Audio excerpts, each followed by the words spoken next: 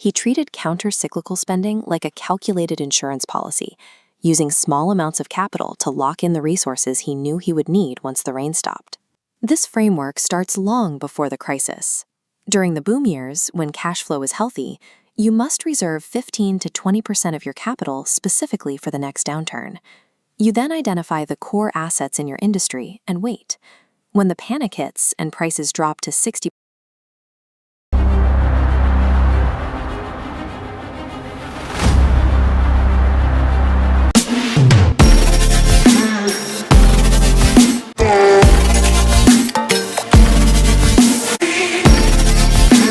imagine a storm is hitting your business.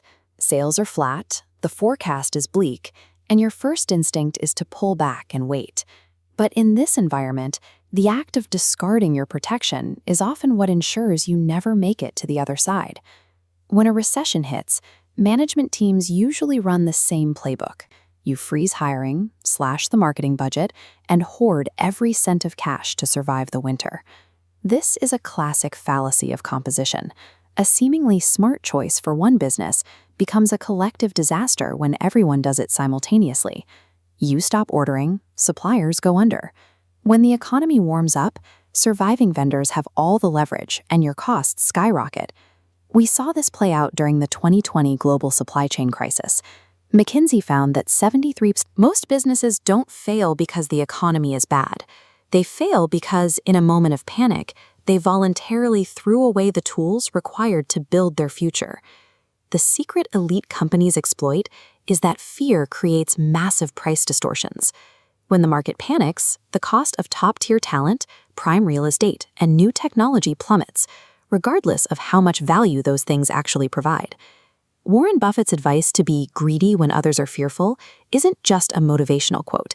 It's a literal observation of this mathematical window where the price of an asset and its true value are furthest apart.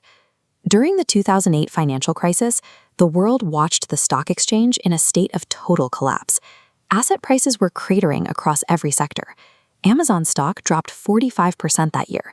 But while Wall Street panicked, Jeff Bezos used the crash to buy up cheap land and construction labor. He built the logistics network that now supports a $1 trillion valuation for a fraction of what it would have cost during a boom. We see the same pattern in retail.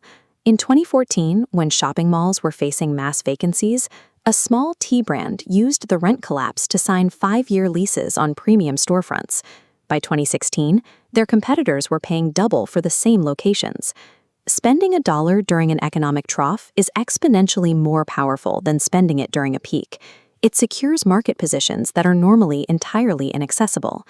If the math behind buying discounted assets is so objective, why does almost every management team fail to do it? It's a glitch in our evolution called certainty preference. When we face an uncertain future, the human brain will illogically choose a guaranteed bad result over the anxiety of a potentially great one. Slashing a budget feels good right now because it provides an instant, certain reward on a spreadsheet. The massive returns of a long-term investment feel vague and uncomfortably distant, so our brains ignore them. This anxiety is amplified by the group. A management team's collective pessimism isn't usually based on financial data. It's driven by individuals seeking validation from the crowd to avoid feeling alone in their fear. Most people view time linearly. They assume a bad today means a bad forever. But the companies that survive multiple generations view time as a cycle.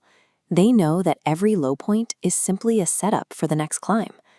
Over the last 2 centuries, every single economic recession has eventually transitioned into a recovery. This isn't a prediction, it is a cold statistical fact. Kazuo Inamori used a concept called reservoir management to exploit these cycles. He treated counter-cyclical spending like a calculated insurance policy, using small amounts of capital to lock in the resources he knew he would need once the rain stopped. This framework starts long before the crisis. During the boom years, when cash flow is healthy, you must reserve 15 to 20% of your capital specifically for the next downturn. You then identify the core assets in your industry and wait. When the panic hits and prices drop to 60%